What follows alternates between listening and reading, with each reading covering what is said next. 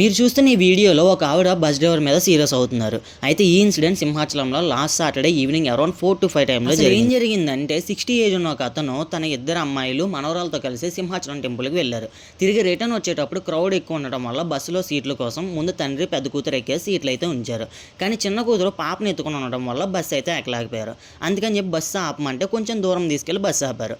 కానీ మళ్ళీ తిరిగి వాళ్ళు పరిగెత్తుకుంటూ వచ్చేలోపు మళ్ళీ స్టార్ట్ చేశారు. అయితే ఈ ఇన్సిడెంట్ కంటిన్యూగా 3 times జరిగింది. అందుకని చెప్పి లోపల ఉన్న ఆవిడ ఏమన్నారంటే, మేము పోలీసులు కంప్లైంట్ చేస్తాం, మీరు సరిగ్గా బస్సు ఆపకపోతే అంటే వాళ్ళు పట్టించుకోలేదన్నమాట. సో అందుకని చెప్పి ఆవిడ తిట్టడం స్టార్ట్ చేశారు. ఇంకా చేసేది ఏమీ లేక ఆవిడైతే బస్సు అయితే దిగేశారు. దిగేటప్పుడు ఆ బస్సు యొక్క నెంబర్ ప్లేట్ అది కూడా వీడియో అయితే తీశారు.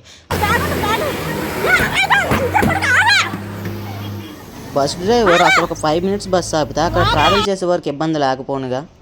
ఇక్కడ మనం మాట్లాడుకోవాల్సింది ఏంటి అంటే, అదే ఇది ఒక ప్రైవేట్ బస్ అయ్యి ఉంటే కస్టమర్స్ని ఇలా ట్రీట్ చేయరు కదా. ఇది గవర్నమెంట్ బస్ అవ్వడం వల్ల అలా ట్రీట్ చేశారంటారా? అంటే గవర్నమెంట్లో వర్క్ చేసిన ప్రతి ఒక్కరూ తప్పని చెప్పను, కానీ ఈ డ్రైవర్ ఏమని ఫీల్ అయ్యి ఉంటాడు? ఫ్రీ బస్సులు కదా, వాళ్ళు ఎక్కితే అంత ఎక్కకపోతే అంత అని ఫీల్ అయ్యి ఉంటాడా? లేదంటే తన గవర్నమెంట్లో వర్క్ చేస్తున్నాడు కదా, ఎవరు అడగరు అని చెప్పి ఫీల్ అయ్యి ఉంటాడా? మీ ఒపీనియన్ ఏంటో కింద కామెంట్ సెక్షన్లో మెన్షన్ చేయండి.